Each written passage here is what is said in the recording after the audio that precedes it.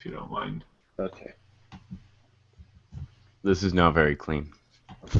Well, we're live. We are on the air, and we're talking about stuff today. Today is going to be our tips and techniques show. Here, let's just fix this a little bit. There we go. Yay, look, it's me.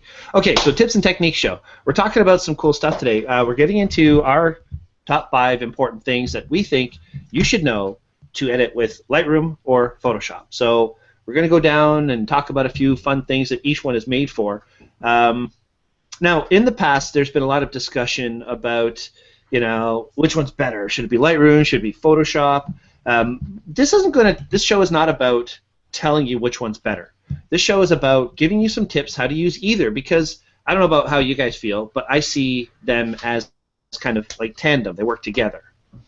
Oh yeah, that's entirely what I would kind of take a look at it. I wouldn't really look at it as 2 separate programs. I would take a look at it as 2 variants of really the same program. Mm-hmm. Well, we're going to get into that. So that's today's show. It's show number 165, what you need to know about Lightroom and Photoshop. But before we get into this, we have some big news that we... Bless you. Who was that? What was that? That was my phone, sorry. Okay. That is the weirdest sneeze. I literally just blessed your phone.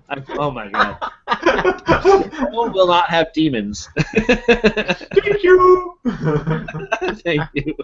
Oh god. Okay, so Jen already goes, Dixie, Winnie, Tequila. It's just...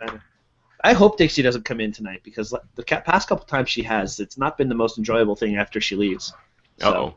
Thunderbird. Yeah. So anyway, big things have happened. There's been some cool things going on with Daytripper, with me personally, and with Gabriel. Unfortunately, Phil hasn't added anything to the big news. So what's up with that, Phil? No big news? I'm working on it. All right, big news. I'll try and have big news next week. Good enough. Cool. Okay. Gabe, what's your big hot tamale news going on right now? I got big news. Sorry, there we go. Big news. Specifically, 27-inch news. I'm just going to leave it at that. Okay, cool. So I picked up this week, after listening to countless podcast personalities rant and rave about it, and going into the Apple Store 10,000 times and looking at it and saying, it's nice, but, can you really tell the difference or not? And finally I caved, because my wife needed a new computer for her photography. And so I figured I'll give her my computer, which was still an incredibly good computer, and I'll pick up the new 5K iMac and test it out and see how I like it. And I gotta say, it is way beyond what I expected. It's the most amazing thing I've ever worked on. It's like...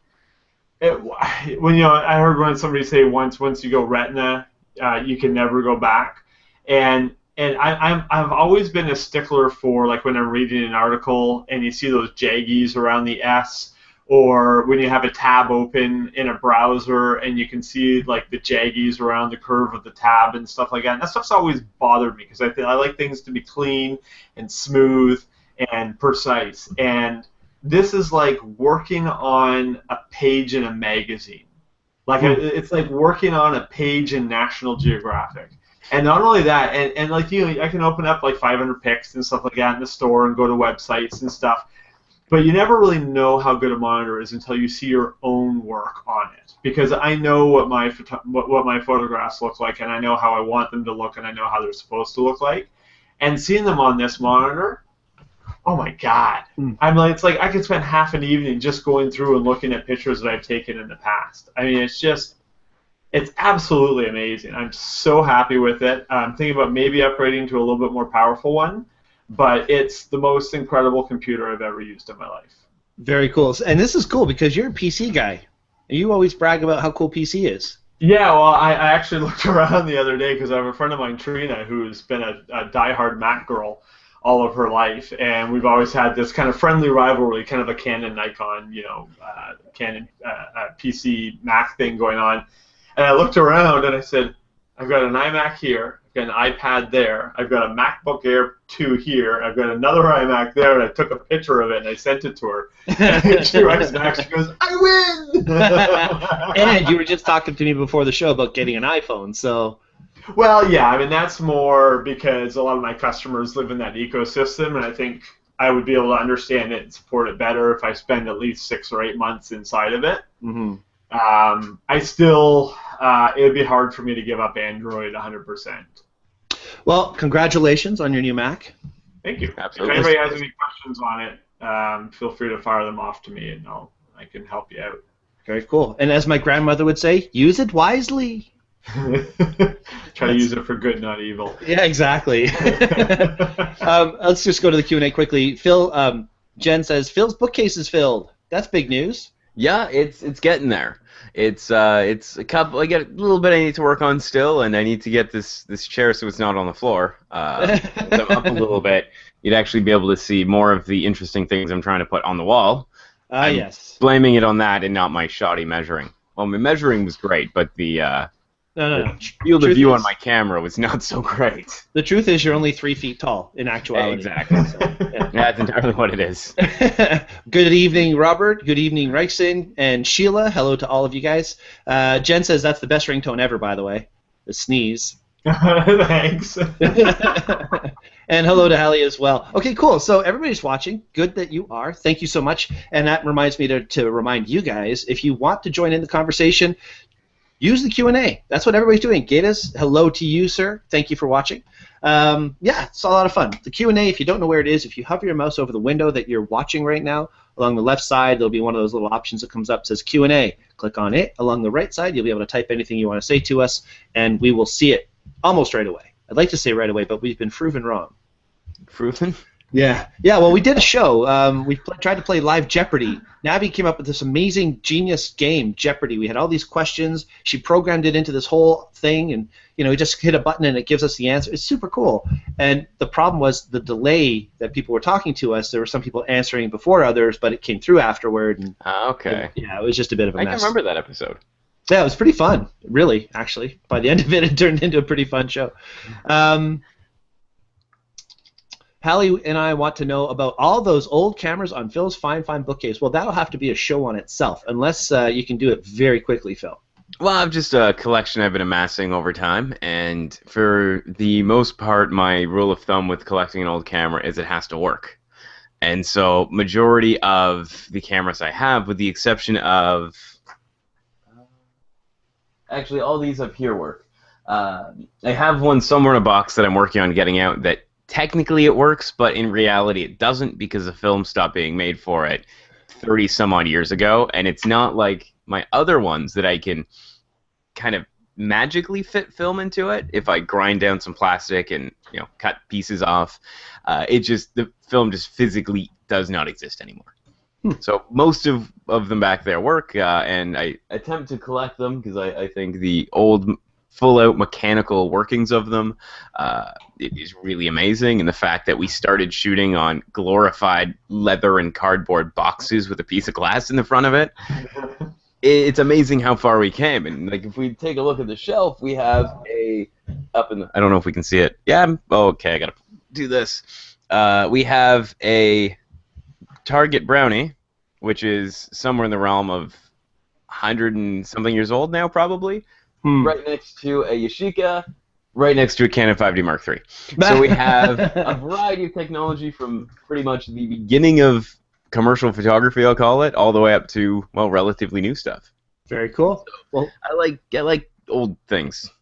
Hence, it's the history part of it. It's from where we come from. Makes sense. And I'd show you guys, but I can't twist my monitor because I have a pile of garbage in the corner, which is why there's none behind me. But I also have an old Victor gramophone beside me, which cool. Kind of accentuates the old stuff. An old Edison turntable. Pretty much. Very cool. Back when the RCA logo was literally a dog with a gramophone. Yeah. My mom used to have one. That's so cool. It was literally a dog with a gramophone? Like, every single one came with a dog and a gramophone? Absolutely. A live dog. Tequila sits on the top. She spins around. Well, Tequila could. She's tiny. Anyway, we digress. We're getting off topic here. Let's get back to it. Hello to Joe Leduc. Gord Taylor's watching, Heather Gorell, and I'm so happy that we just got this comment because I've always wondered.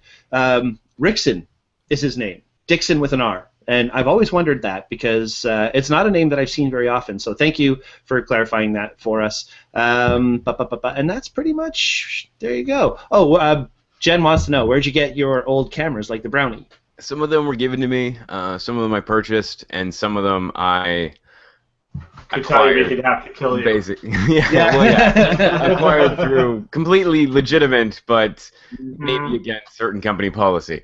Yeah. Well, I think in the business, we always come across people that, they think their camera's broken, they leave it in the recycle bin. Yeah. Like my D70, somebody left it in the recycle bin, and I grabbed it, and all that was broken was the pop-up flash. So, I taped some lightning bolts on the flash, I sent it out for infrared conversion, and it's perfect. So, yeah.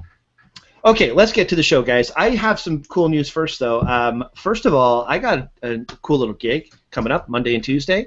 I was asked by the McMichael Art Gallery to go and do a 2-day class for 13 to 15-year-olds, and that's Monday and Tuesday. So I can't wait for that. I love teaching kids, and when you can give them that inspiration and get them excited about photography, it's even better. But cool enough, I was at work yesterday, and one of the young guys who's taking that class came in and was buying a camera. And I told him, that's me teaching that. And, it was just kind of a small world moment. It was really cool. That's awesome. Yeah. And the McMichael Gallery is a fantastic place. Yeah, Tom Thompson's cabin is there, which I didn't know about. That's pretty cool. So anyway, that's kind of neat. And even better than that, and this is better for everybody who's watching, guess who's back?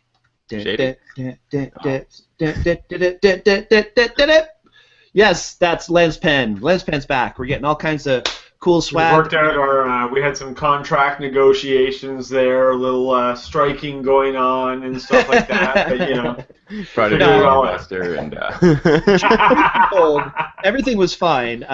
We had a gentleman that was helping us out, Martin, and he was my liaison, I guess you could say. And Martin went on to go back to school and so on. So now we have our new person who is actually a member of our community, which I'm super, super stoked about.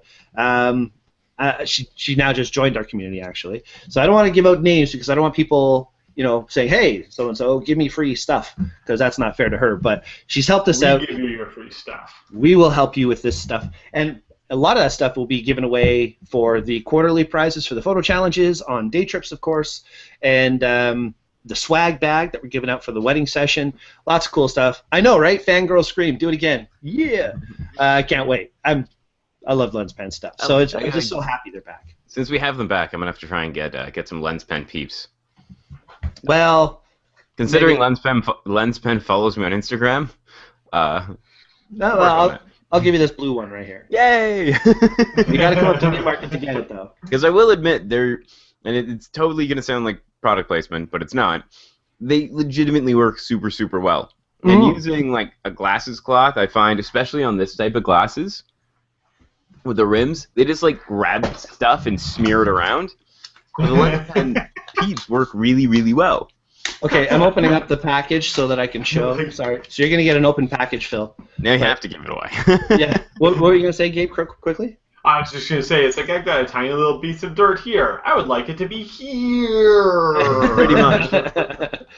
So the Lens Pen peeps, basically it's this right here, and it comes out, and it's little cloths that go on the outside of your glasses. And you just clamp down, and it actually does a very good job. My mother-in-law loves these things, and on the back of it there's a brush too. So super handy. Thank you, Lens Pen, for being back with us at Daytripper, and I can't wait to see what we're able to do together. So cool, so cool. And, of course, another new sponsor of the show. Still happy about that. Still always going to be happy about that. I keep on tilting my head. Sennheiser is on board, and as a reminder, on March 30th, the rep from Sennheiser will be our guest for our special sound episode, and he showed us this super cool microphone that he's using for the show. I think I have it open somewhere, maybe not. Anyway, I pasted this somewhere. Please, yeah, if you have it ready. This little mic that Sennheiser has is so cool. It's a disc that you can plug into your iPhone or whatever and listen to it like a speaker, or it plugs into your computer and you can use it as a monitor, or a microphone, I should say, and it's great for any kind of thing that you would use for networking or for having conversations or Skyping or anything like that. Anywhere you are, it's portable. It's just a really neat little device. So anyway, Justin, our rep, will be on the show, and he'll be using this as his microphone for the show. I can't wait to hear how it sounds. It has some sort of technology in there to get rid of ambient noise and background hiss and all that kind of stuff. So super cool. Can't wait to talk more about that. So just yet another cool thing going on with Daytripper. Thank you, Phil. Oh, you're welcome. All right, so coming up in this show, we're talking about Lightroom and Photoshop tips. I want to remind everybody who's watching, if you haven't already, please go to the Daytripper Photo community on Google+. Register to be a part of the show. You don't have to register, just ask to be a part of the community. I'll approve you. It's private, so it has to go that way. And once you're in there, contribute. Take a part in our photo challenges. Enjoy all the education that we try and offer. And if you want, join some of our day trips. That's where the real magic happens, out in the field, learning how to do this stuff hands-on with myself and Gabe and all the other Daytripper instructors that have to be on these sessions. It's awesome. Everybody has a good time. Oh, Gabe, I don't know if you've noticed, but the Birds of Prey one's starting to fill up. Yes, I noticed that. That's great. I'm glad that that's filling up because I love teaching it, and once everybody's ready and their settings are done, I love shooting it as well. So. Oh yeah, so cool. And this one's different though. This one we're going to go to Bowmanville, actually to the Ontario Falconry Center. So we're going to be in their natural setting. Can't wait. Nice. Very cool. All right, one more thing. If you like the show, if you enjoy what we're offering on this show, please click like, subscribe to our YouTube channel, share the channel with friends if you want to, because we have fun doing it, so I'm sure people will enjoy watching it once in a while. I hope, at least. And don't forget, if you are watching live one more time, join the Q&A, be a part of the show. Let us know what you think about what we're talking about, and that only adds to the show. So thank you all very much. Thank you to our sponsors, Sennheiser and Lenspen. Thank you to Phil and Gabriel for being here tonight, and let's shut up and get to the meat and potatoes. Okay. I just wanted to see what would happen if I just shut up. We didn't really have a segue for that one. I know, right? That was pretty bad. Okay. I was going to say something, but I don't want to squirrel, and it's another banter show, so we'll keep segues and segue owner accidents for the banter show. Oh. Too soon. Yeah, let's leave that one. Okay, before we do, Robert, yes, you want one, peeps? You'll have to come on a day trip, man, or something. Win a prize. And Jen says, I must get one of those for my husband's birthday. The peeps, yes, you should. They're awesome. They're so cool. I don't know why, but Henry's doesn't sell them. They should. I've solicited to them to get them, but since Lenspen's a product line with them, is it something that can be ordered in, or is it just full out not carried? I didn't see it in the system. I'll have to double check that. I'll definitely double check that. Okay, so again, just as a reminder, we're going to talk about Photoshop and Lightroom, but this isn't a comparison here. We're not saying that one's better than the other. I know that there's certain things that I use it for, and I know Gabe uses very little Photoshop as a general rule, I think. Phil, what's your... As a natural evolution, I used to be 100% Photoshop, and since Lightroom came out, I'm maybe 4% Photoshop. But just really quickly, sorry to interrupt, but I think it needs saying that with Photoshop coming with Lightroom, in the photographer's bundle for $10 a month, it's silly to even have the discussion as to which one's better, Lightroom or Photoshop. You pay $10 a month and you get both, so who cares which one's better? Even if you never use one, you still have it there for that one time that you need it. Yeah, absolutely. Jen just absolutely made me laugh. She says, maybe Henry's wasn't sure how serious I was about getting the peeps in the store, so she thinks maybe I should dress up like a lens pen as I go to work, a big giant lens pen. I'm not really good at making costumes. It could very easily end up looking like something else, which is a little inappropriate for retail. I'll help you with that costume. Yeah, right. Get fired for trying to be a lens pen. Wow. I also like her last comment. It's $10 US per month, so that's $75 Canadian. That's why I prepay a year in advance, so that the fluctuating dollar doesn't affect my monthly bill. Just saying. Dollar cost averaging doesn't work when you're buying something. No. Okay, so let's talk first. We're going to get into Lightroom first, and then we'll talk about Photoshop. Lightroom, there's a lot of really cool things you can do in it, and I think the coolest thing about Lightroom, and I think you'll all agree with me on this, is the non-destructive capabilities that Lightroom offers. Phil, maybe I see you nodding. Maybe you can tell me what you think about that. Well, I like it. I like the fact that I can make many, many edits. I can close the software. I can come back. I can change things. And if at any point I decide I don't like something, I simply go to the, I guess, the history panel, and I can revert the entire picture back to how it was when I first shot it, or back to a much previous iteration, because nothing's really been done to that shot yet. And then what sounds funny to say because it's editing software and you're editing a picture, but in reality, you don't really do anything to the shot until you choose to export that picture, in which case all of those adjustments get applied to the shot. Yeah. So it's like a raw image in a JPEG. First, you start off with your raw image, you apply all your changes to it, and when you export it, you're cooking it basically into a JPEG. Exactly. Yeah. That's cool. And I think that's something people forget about. When you have all those images in Lightroom, you can make changes, and 5 years from then, go back to those same photos, go back into its history, and change individual changes. And that's all part of that non-destructive platform. Mm-hmm.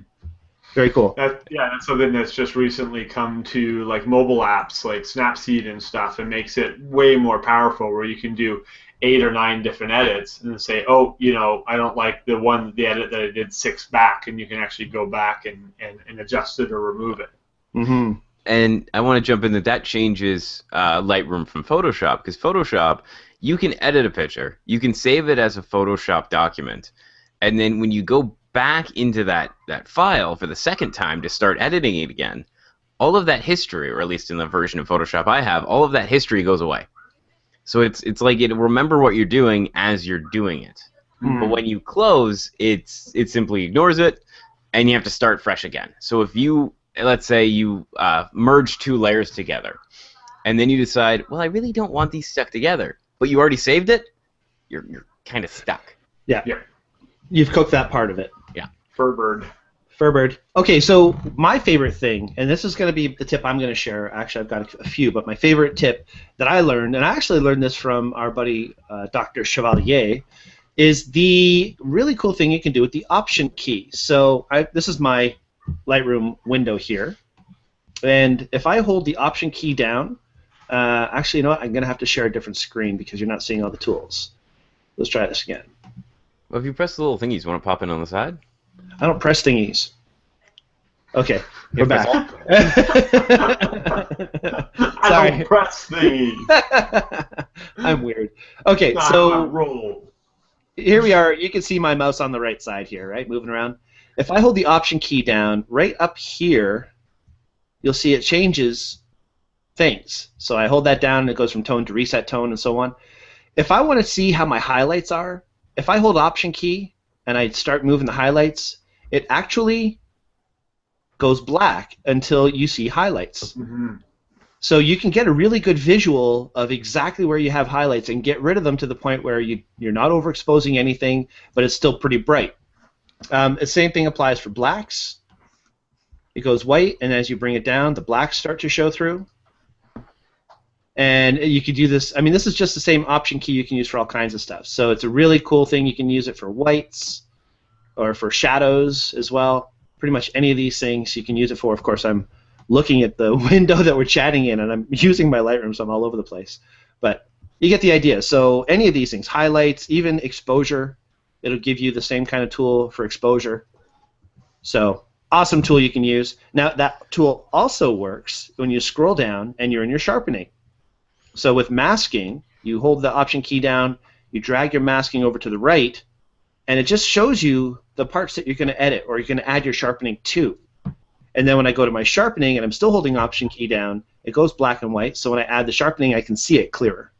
That's awesome. I didn't know it did that for sharpening as well. Mm-hmm. Just as a quick note, that's Alt on Windows machine. Right. Option Thank you. on a Mac. So since I'm using Mac, I'm hitting Option, but Gabe, thank you so much. If you're using a PC computer, it's the Alt key that you hold down.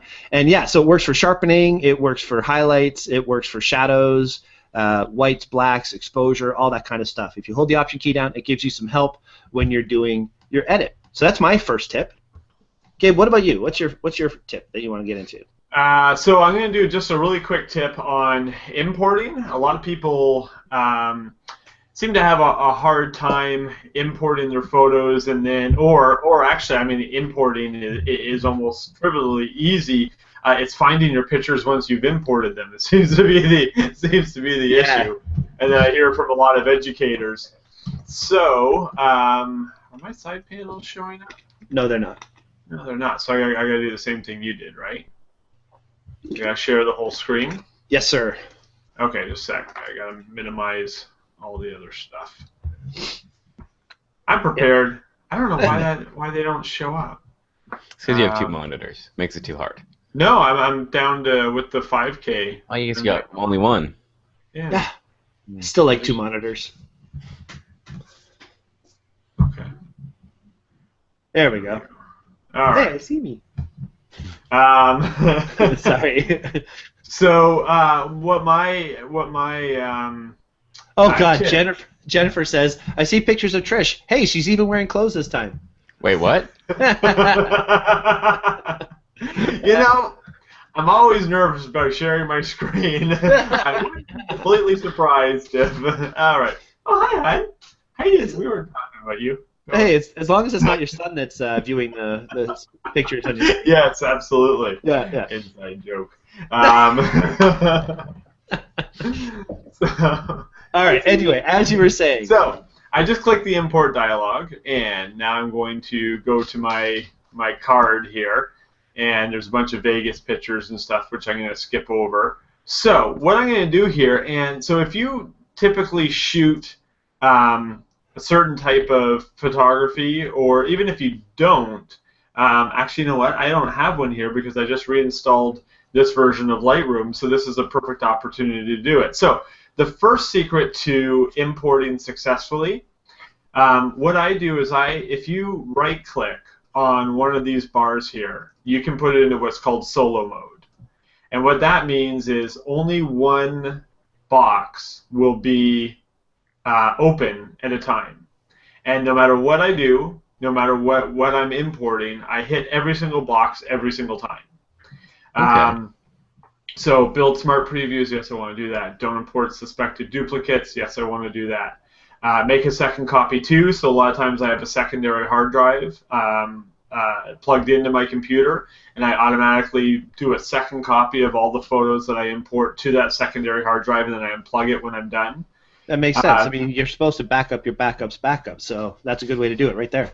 Yeah, exactly. So I'm going to call these ones, I'm going to rename them as I import them, and I'm going to just call them macro. Apply during import, so I'm going to do Bousquet photography, and then I'm going to enter in a bunch of, sorry? You keyword as you import.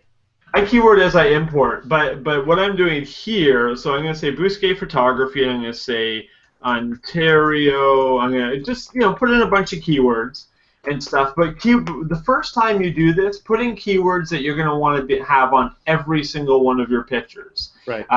Bousquet photography, copyright, Canada. Things that you want on every single one of your pictures. I'm awesome.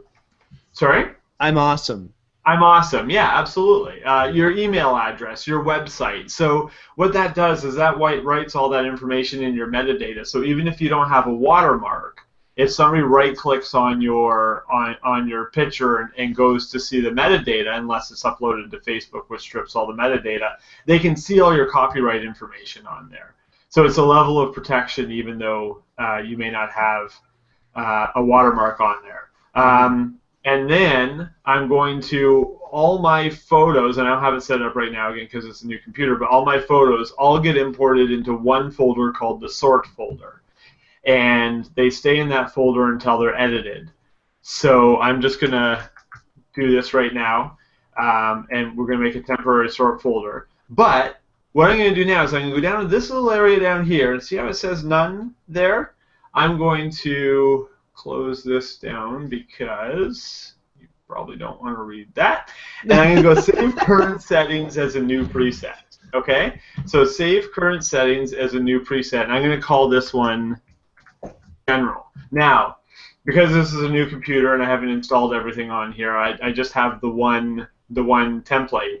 But normally I have a wedding, engagement, food, jewelry. I have one of these for every single type of photography that I do. And then I also have one for family and one for general. So if I have one where like I don't know exactly where this would fit, I just do it under the general one. All my photos get downloaded into this one folder, right? And they don't move from that folder until they're edited. Once they're edited, then they go into a second organizational folder. But if I click import here, it's going to import these photos and put them in that folder, and I'll always know where they are. So the next time I install a memory card and Lightroom opens up, it's going to I'm going to go down to here. I'm going to select general, and then it's going to automatically set up my renaming, automatically enter in those keywords, and automatically set that destination.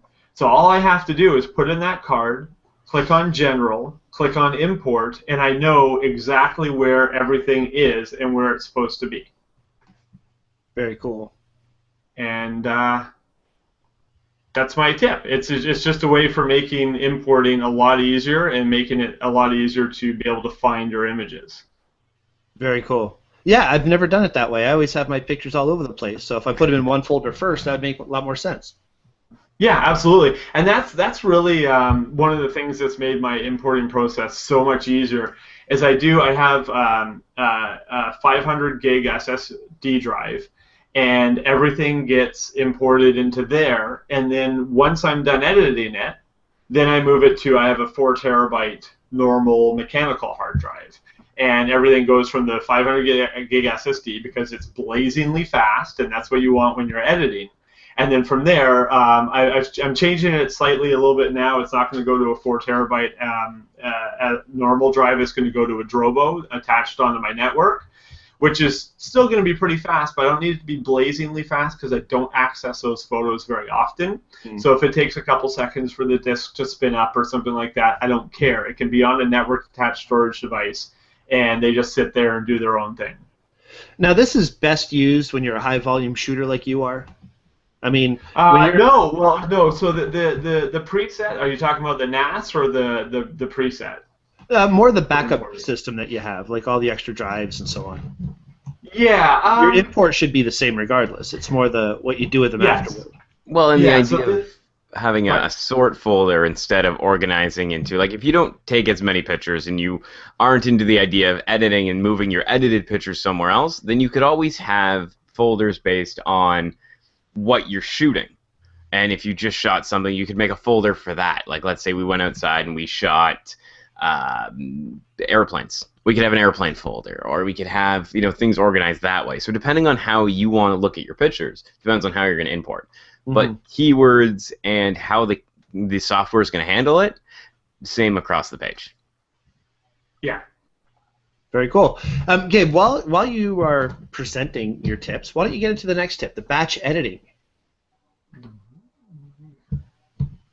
Batch editing? Yeah. Highlighted. Okay. Oh yeah, right. Am I doing that one? I don't. Okay, sure, you gotta open it already. Right.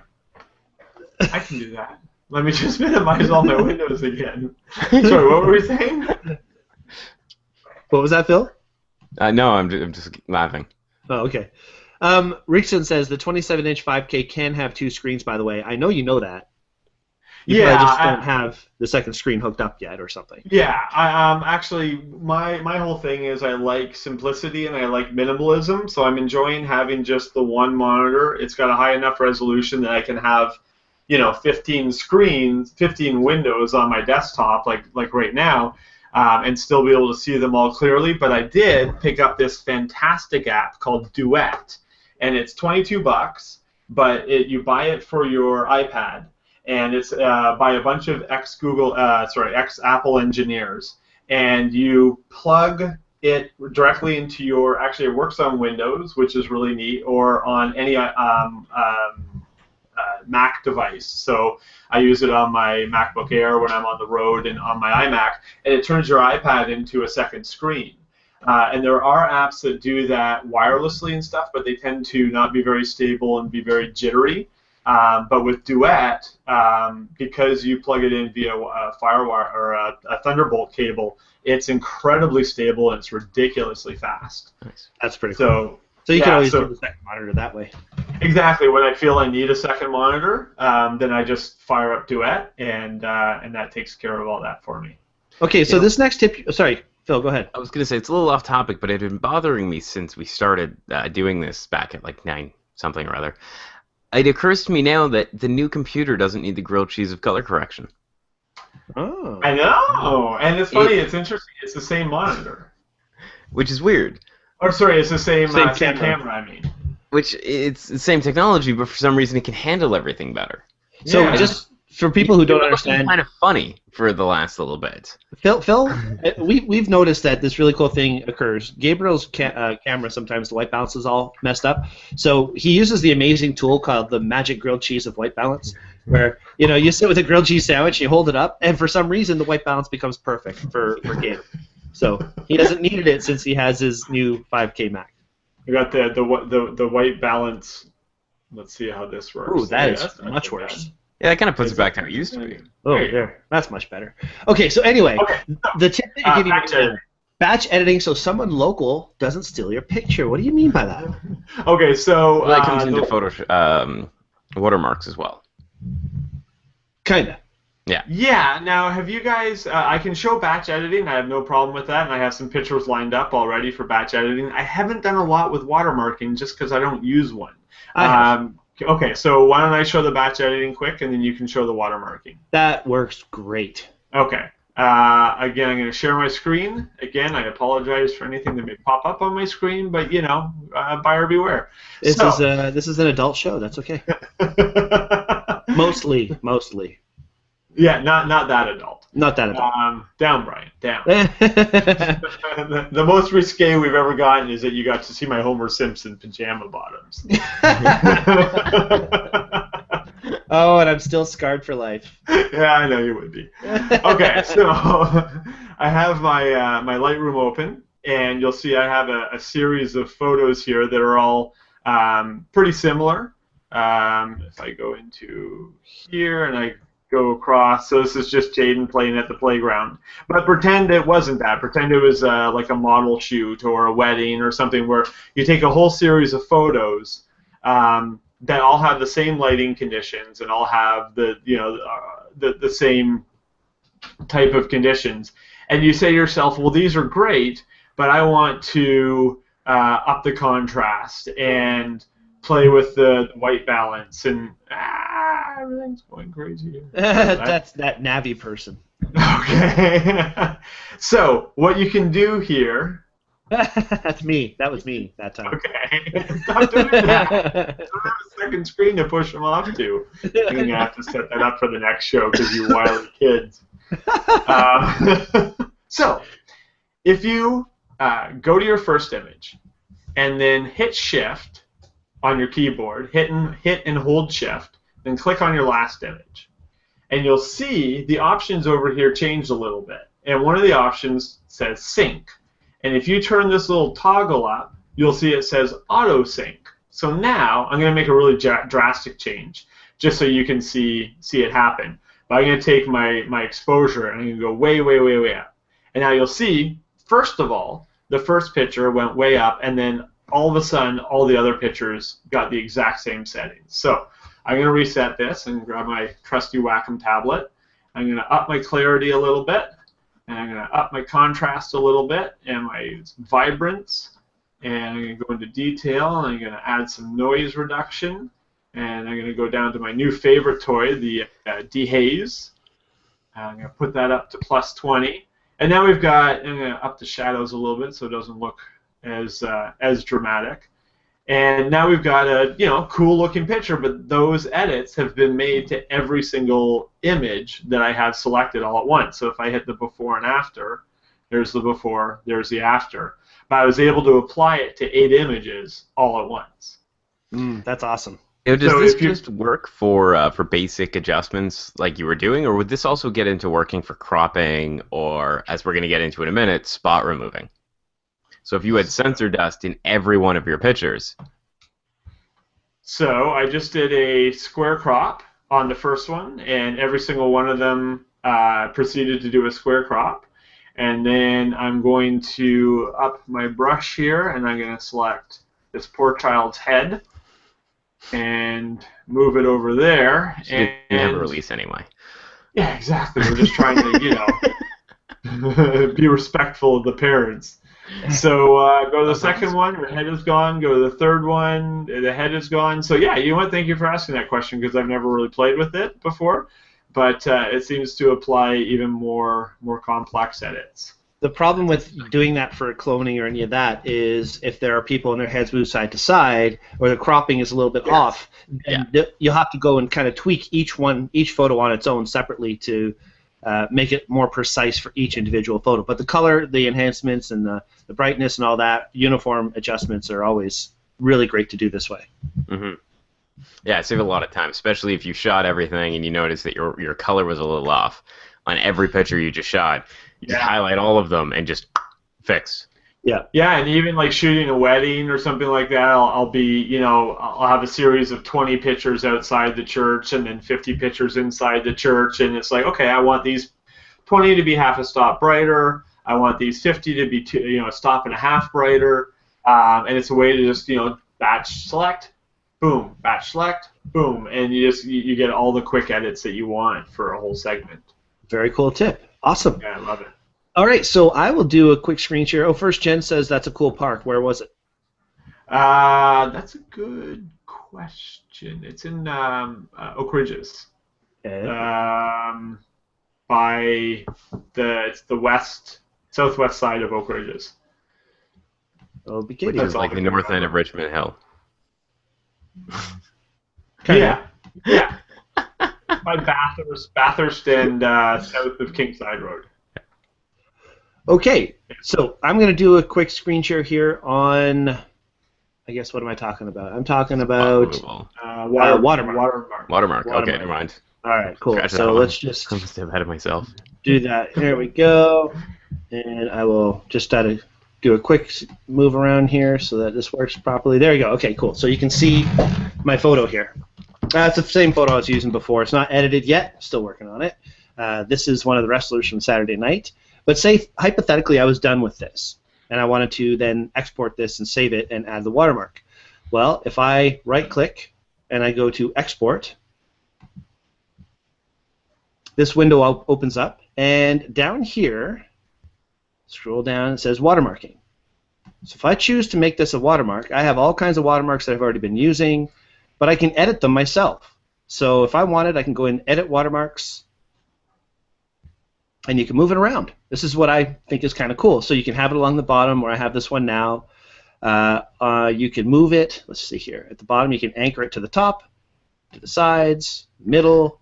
If you don't see Bryan's screen at the bottom, there'll be the three of us. I think his screen might be black or have a tiny picture in it right now. If you click on it, it'll bring him up for you. There you go. I've made it larger. Sorry. That was my fault. I'm in control of who sees what, so I was locked on Gabriel, not on me. My bad. All right. Okay. So let's start again. I always lock on Gabe. It's kind of how I roll. All right. So yeah, it is. Here's the photo. Let's start this again. Yay! Now we're all. There we go. All right. So we've got the photo. I'm going to right-click on the photo. I'm going to go into Export. I'm going to export right here, and this whole screen opens up. This is your export file screen. I'm going to choose the watermark option right down here. If it's off, you don't have this option to do. If you turn it on, you can go in and you can edit watermarks. So this is just a simple Bryan Weiss right here. Not one I would ever use because that's kind of corny, but I can move it around. I could put it up to the top. I could put it to the top right or the top left, or move it to the middle, or whatever I want to do. And of course you can change its size, you can change its opacity, you can change everything you want to change with the watermark. So the one I usually use is 216 Weiss shot ya, and as you can see when I go to edit that one, it's much larger. I can change the size of it, I can make it smaller or bigger if I want to. I can change what it says up right here, Make it say, hey, how are ya, watermark, or something. I could change the font. I can change the style. I could change anything I want to, the alignment, the color, you name it. And when you've done that, you can save that as a permanent watermark that you'd like to use. I'm not going to do that because I like the watermark I use, which is right there, for wrestling. So now all I do is I export that photo, and when I do, I don't need to overwrite anything. I'm not actually saving that. I go back to that photo, and bang, you'll see it with the watermark on the bottom where I had it. No, I do want to jump in with watermarks as well, is you can go into, let's say, like Photoshop, and you can actually create a watermark and save it as a PNG, or you can go to Illustrator if you know how to use that. I have no idea. It's like a magic software. And edit a PNG in that, and you can actually import that PNG as your watermark into Lightroom. So if you want to make a super fancy thing with your logo and sparkly things, you can import that into Lightroom and have that automatically apply to your pictures. So you're not just limited to having some text. But again, maybe don't do it. It's you don't have to. Please don't. Less is more. Yes, absolutely. All right, and one last tip for Lightroom before we move on to Photoshop will be spot removal. So, Gabe, maybe you can give a quick spot removal tip. Sure. Use Photoshop. Okay, that is actually the tip that we should leave it with, because Photoshop spot removal is a lot better. Now, Yeah, so... it's Okay, not to say Lightroom can't do Photoshop. Sorry. Spot removal? Lightroom can't It's not do that Photoshop. Lightroom can't do the. Hi, why am I losing words right now? Spot removal? Give me a minute. Thank you. Spot removal. The difference in the tools is massive. Yes. Lightroom spot removal is great if you have a perfect spot in the middle of the exact same color everywhere surrounding it. You can get rid of it. Like a piece of sensor dust in the blue sky, you can probably get rid of that inside of Lightroom. But if you have a power line, or you have anything more than the tiniest little dot on the simplest of backgrounds, it's going to make a mess of it. It's a lot better than it used to be, but it's still terrible. so it leaves a lot to be desired, yeah. Yes. Yeah. So how are you going to show it there, Gabe? I'm just pulling up a picture I was just working on before the show. So and while you do that, just want to say hi to Mark Flinders. He's watching from Thunder Bay tonight. He's all over the place. And and Jen says that she's wondering if there will be a show on the Magic software, taught by Phil. I could try and figure out Lightroom as I explain, not Lightroom, Illustrator as I explain it to everyone. Because I've used Illustrator a couple times, and for the hour it took me to do something that would have taken me probably 2.5 minutes in Photoshop, I just have given up on it entirely. Yeah. So it's not so magic. No, I have it. I've just never used it for anything. All right, Gabe, go ahead. Okay, so you can see my screen? Yes. Okay, so this is a picture that I took in Vegas to the Eiffel Tower, and you can see here. Sorry. What, the Vegas Eiffel Tower? It seems like a funny sentence. Went to America and saw the Eiffel Tower. Yeah, exactly. So this is shot in the old lady with the torch. Yeah, just a mini one. Yeah.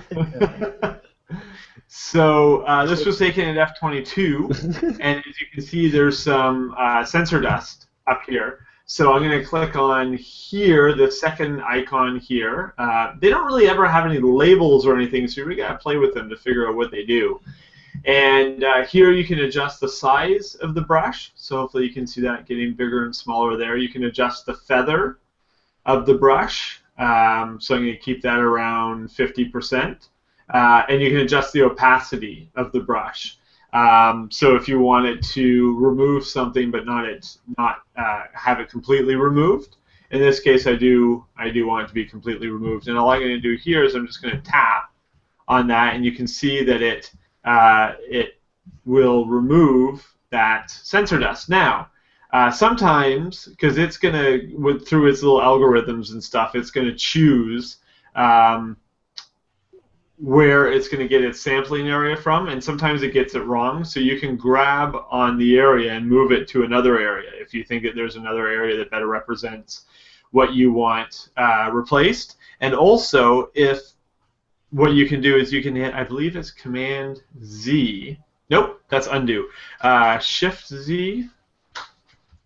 There's a series of buttons which I thought I knew. This Mac keyboard is throwing me off because all the blame buttons are Mac. different. Blame Mac. Yeah, sure, those mini ones. But it's Control Alt Z. Okay, do a Google search. But there's a series of buttons that you can hit that will actually make it just select the next area automatically, and you can go through. I believe it's 7 different auto selections, and pick which one you like the most. You'll also see that there's 2 options here: clone and heal. So in some areas, you're going to want to select the clone tool because that's going to better get the job done for what you're looking for. And other areas, you're going to want to use the heal, the heal option, and just play around with it. And it'll get a little intuitive as to what you want it to do. All I'm doing here is dots, but you don't have to just do dots. If there's say a very simple phone line in your picture, you can drag along like that. And which is something they just added a couple versions ago. In the past, all you could do was dots, and it was rather frustrating. But the absolute best way to clone things out of Lightroom is to right-click and edit in Photoshop. Neil, I think we should take an aside here and talk a little bit about the difference between cloning and healing, because we've used them relatively interchangeably, but they're very different things. Yes. And I think probably a better place to show it would be in the Photoshop side of things, especially now that we've gone through the how to get to Photoshop from Lightroom. Before we do that, I just want to give Gabriel a quick tip. Usually, when there's sensor problems, like sensor dust and stuff like that, the best advice would actually be to go and get yourself a lens pen sensor clean loop kit. Throw that in there, and you can. There you go.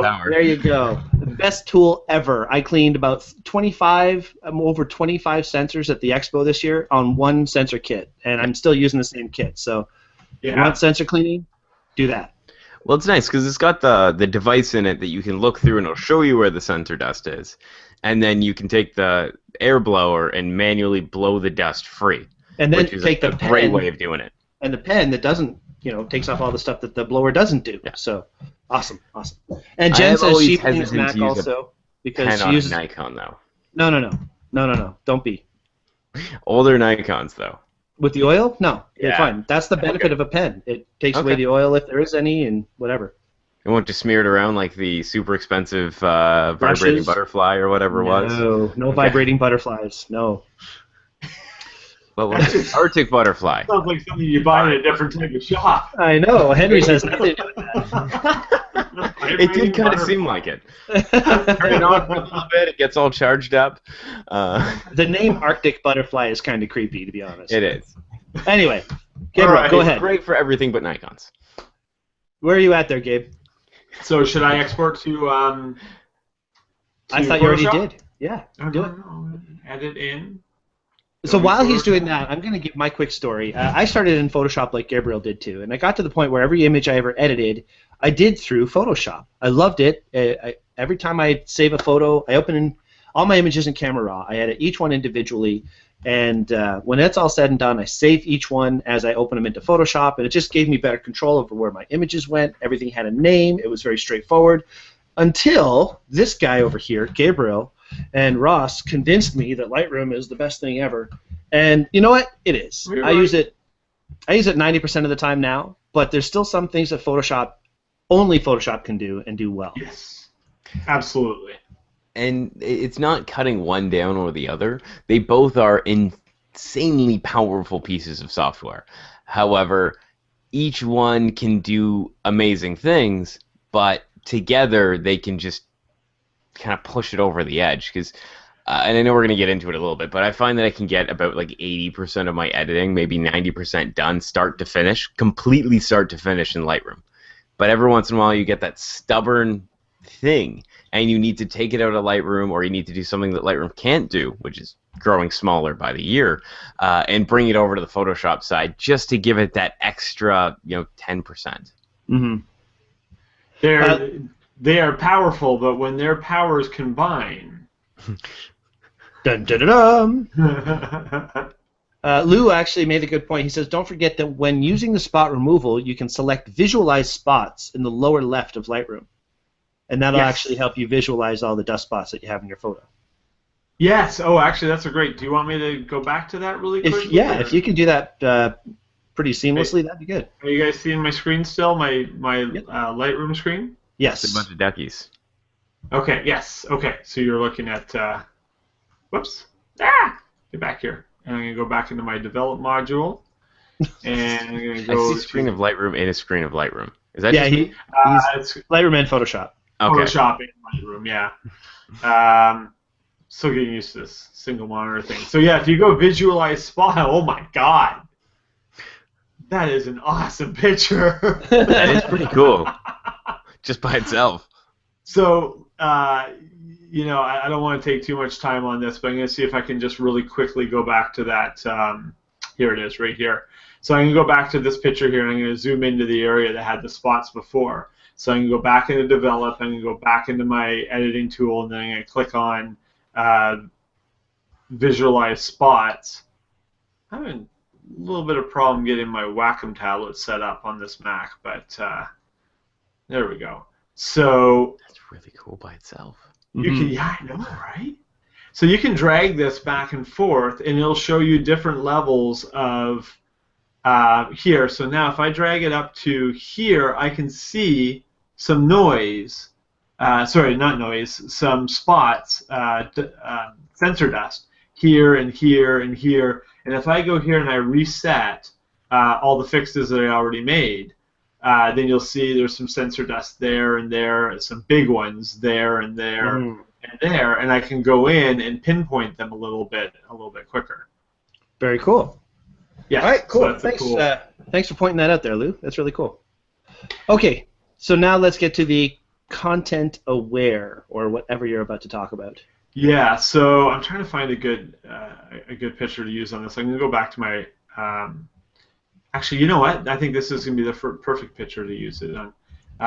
So I'm going to take this picture here, and I'm going to export it into Photoshop, and we're going to get rid of the rubber ducky one. You're the one. So I think the other one's going to be even better. You make bath time lots of fun.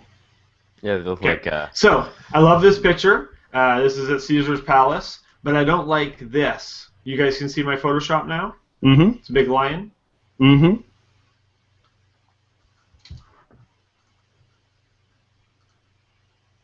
You guys still there? We are here. Oh, are you although there? we are seeing ourselves on the screen. You can hear us. Gabriel and his new computer, his new $5,000 computer. Oh, there's a lot of things popping up. There's stuff iTunes. going on. He's got to sign up for iTunes first. Can you hear us yet? No, he can't hear us. Okay, maybe his headphones died. That could be it. Batteries in his headphones. Oh, no, I hear headphones. Yeah, he disconnected his headphones. Okay, well, I'm going to try and find a disconnected my headphones. Okay, so in the meantime, I'm going to mute Gabriel so the echoes ended. All right, Phil, you were going to show something? I was going to try and find a picture for, well, I can't use that one. What is with you guys? Am I the only one that doesn't have pictures that people can't see? No, they're just terrible pictures. Okay. I'm just trying to see if I have something I can use for content aware. I'm completely unprepared. Well, Gabe has this up.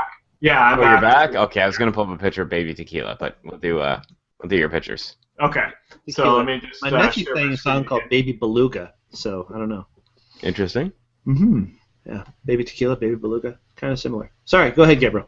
Okay, so sorry about that. My Bluetooth just fried for some reason. That's okay.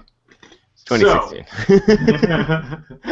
I love this picture, but I don't like. I've already done a bunch of work on it, but I don't like this little section here. So I want to get rid of that. And in Lightroom, there's really almost no way to do that whatsoever.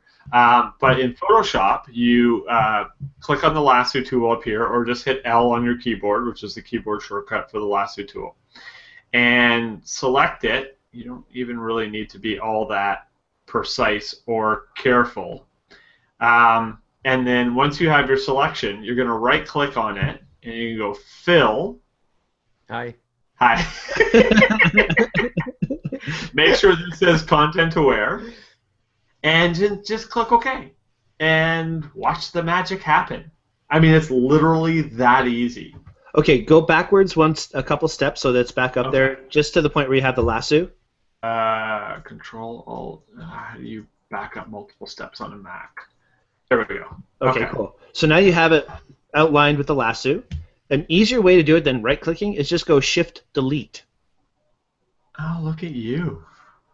Okay, so I'm going to go Shift-Delete. And then hit Enter. Enter. And gone. And there it goes. So once you have it set to Content Aware the first time, all you have to do is hit Shift-Delete, Enter, and gone. And this Content Aware thing, I'm going to just do a really quick thing here and just see if I can do a demo. You hold the Shift button. Doesn't that draw a straight line? The Shift button? That's a weird thing. Shift button. Oh, Shift. Straight line. I think I think if you're drawing something, so look at that. It's not 100%. You can still see along here, but literally the centerpiece of this photo was that lion, and by drawing a line around it, right-clicking, going Fill, Content Aware, and then hitting Enter, it's taken that line. I'd have to do a little bit of work down here and stuff, but I mean, that's how powerful this tool is. This tool is unbelievably powerful. And a couple times, like even for the line at the bottom, if you were to just outline it one more time, hit Shift-Delete, Enter, outline it again, Shift-Delete, Enter, do that a couple times, it may just straighten it out on its own. Absolutely, yeah. It is so smart. And then one other thing that I'd like to show you just really quickly that a lot of people don't know about is the Content Aware Move tool. So let's say I got a picture of this lion, and I really like it, but I think that compositionally it would look better if it was over to the side a little bit. So I'm going to select it, and then I'm just going to drag it over here, and I'm going to let go, and I'm going to hit OK or hit Enter, and it's going to do its little magic. Come on, baby, don't make a liar out of me. 2 lines to show up.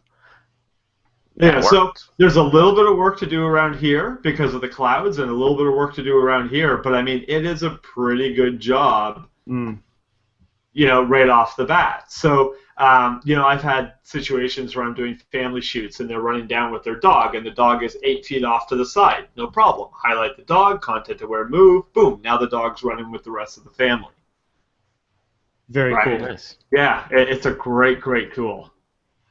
All right, well, that's something else that's pretty sweet. Thank you so much for that, Gabriel.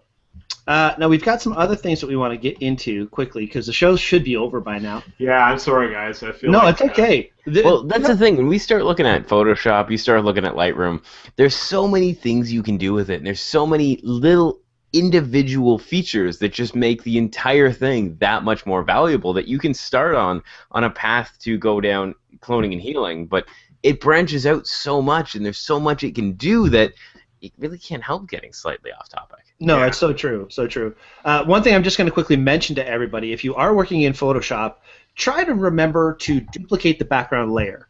So if you already have a picture, you just open it up in Photoshop. Like, for example, I think I can do this here. Let's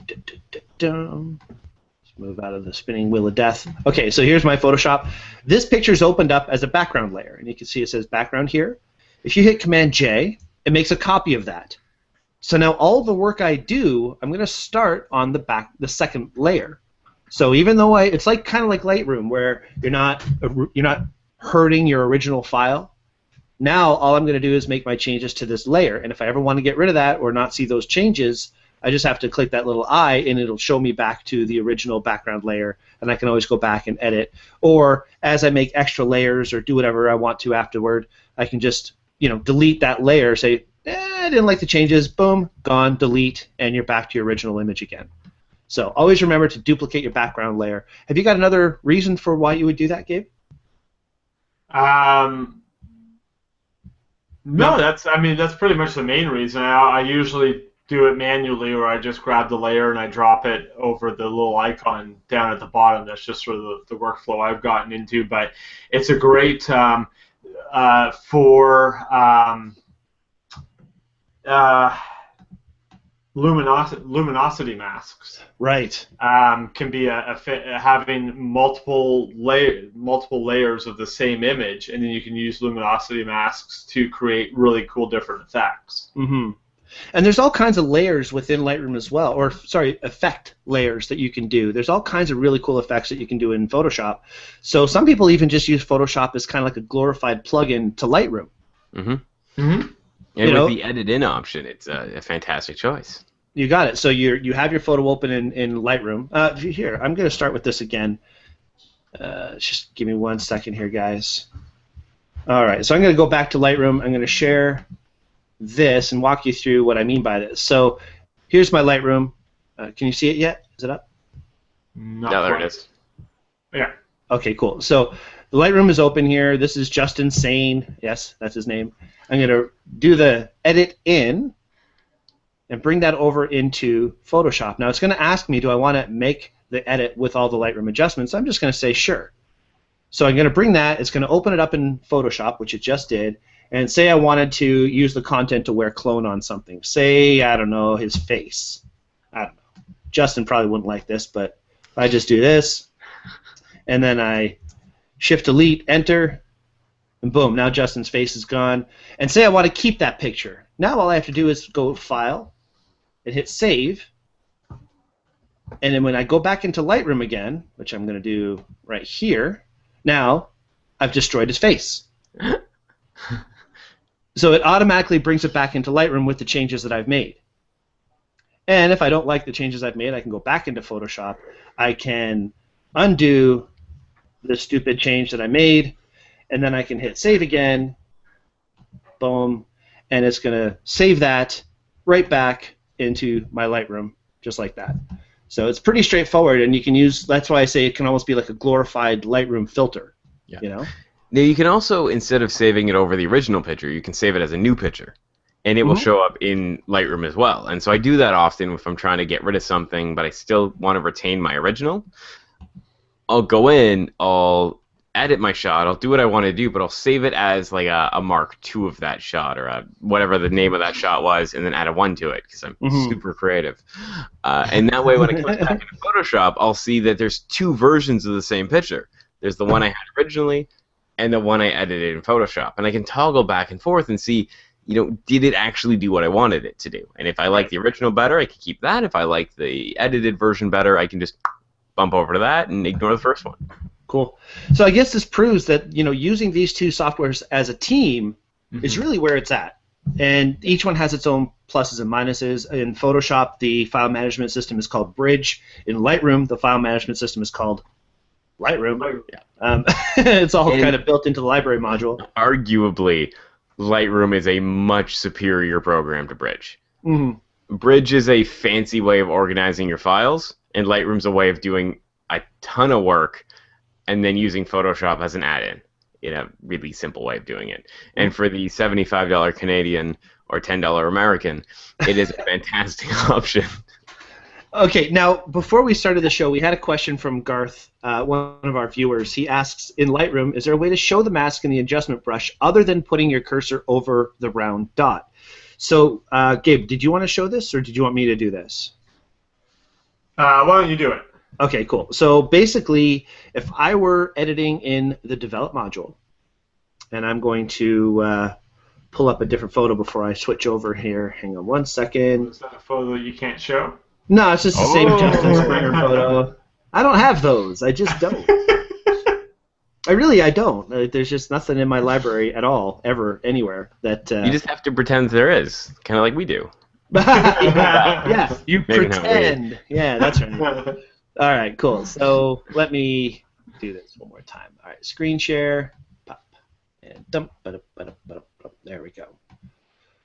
Okay, so as you see, I am in the Develop module now. And I'm going to get rid of this thing here. And it's the T or the L? Gabe? T. T. Okay, cool. So basically what's being asked is when I choose the adjustment brush over here, and say, for example, I wanted to make the background darker, I click there. I'm just going to get rid of that for a second. And then I have the exposure turned down, I have the density up, and as I draw, the whole thing gets dark. If you want to see exactly where you're highlighting, if you hold your mouse over that dot, it'll go red where it's highlighting or where you're adjusting. You see that changing? Mm-hmm. So the question is there a way that that can stay on all the time? And the answer is absolutely. So if you press the T button on your keyboard, this right here, Show Selected Mask Overlay, pops up. You click on that, and then it stays red. So no matter where you draw, you have that red indicator that shows where you're adjusting. And that can be really handy if you're using, like on his screen, he's using a rather big feather. Let's say you're using the clarity brush on somebody's face, and you want to make sure that you're getting it around the eyes, but it's not actually on the eyes. Then you can turn that on, and it'll show you whether the clarity brush has spilled over to the eyeballs themselves or not. Mm-hmm. Now, an interesting thing, Navi, who used to be one of the hosts on the show, who is just like a really good friend and super awesome, cool in every way, shape, or form, just chimed in, as you saw, and she says if you hit the O button, it'll toggle that back and forth. So there you go. O button works. O. Oh. O. And then when you're ready to get rid of that stupid change that you've made, you hit delete, and blows up like a little puff of smoke, and it's gone. So yeah, pretty cool stuff. That's how you do it. I like it. Okay, so that's pretty much the meat and potatoes for tonight's show. If anybody has anything else they'd like to add in the meantime, please feel free. The Q&A is still open. We still can talk to whatever you guys want to talk about. We have a few more. Do a quick screen share just for Jenna for here, and just do this. That's it. Just this one. Just black? Oh. There you go. That is so cute. Is that tequila? This is when she was like 3 months old. Oh, so she was only about 1.5 inches big. Oh, pretty much. Tiny. These are pictures that I shot a long time ago and have never actually edited them, but... Oh my god. There you go. You're getting and just so she's not completely going an entire show without cats, here's G. Oh, there we go.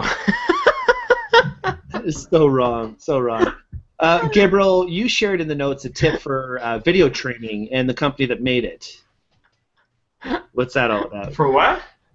Tips in video training. If you do, Adobe has entire websites with dozens and dozens, if not hundreds, of tutorial videos and tips and tricks by the people that made the software. So we can, in the show notes, we can put up one of the links, just help.adobe.com/Photoshop/tutorials. And they're really, really good quality tutorials. So usually if I have a question on how to do something, I'll go there and there's a search tutorials box. I'll just type in my question there and then hit enter, and it'll pull up a video outlining. Sometimes I'll forget if I haven't used like the Content Aware Move. When it first came out, I kept on forgetting how to access it. You go there, type in Content Aware Move, it pulls up a couple videos explaining how to do it. Very cool. And yes, we will share that in the notes for the YouTube show. And just as a reminder for everybody who's watching, we are currently in the midst of the photo challenge RAW. However you want to interpret that. And I'm kind of one of those guys, like I try and not take a photo that everybody else would take. It's kind of how my brain is wired. So if I think of RAW, and we're talking photography, some people will go toward, RAW file format, some people will go to this or that. I was talking to a guy the other day at the store. His name's Walter Kuberski. Super cool guy, young man who is looking to get into vlogging and doing YouTube videos for his business called RescueOp.com. I totally encourage everybody to check this out. www.rescueop.com. RescueOp.com. This is a guy who does a lot of business for pet lovers, all dog treats and snacks and all this really cool stuff, but a lot of raw foods for dogs. And he kind of preaches and teaches about raw foods for your pets. So he's actually going to be our guest on next week's Banter Show, which is going to be a lot of fun. and we're going to talk about raw stuff. You know, anything from pet food to different ideas, and get into all these different interesting things that we can talk about to help people with their photo challenge for raw. I just thought it was funny that he came on, and the show theme is raw, and he does raw foods, and he's a super cool guy getting into vlogging and so on. So he's going to be our guest on next week's show. I can't wait. Nice. Really cool guy.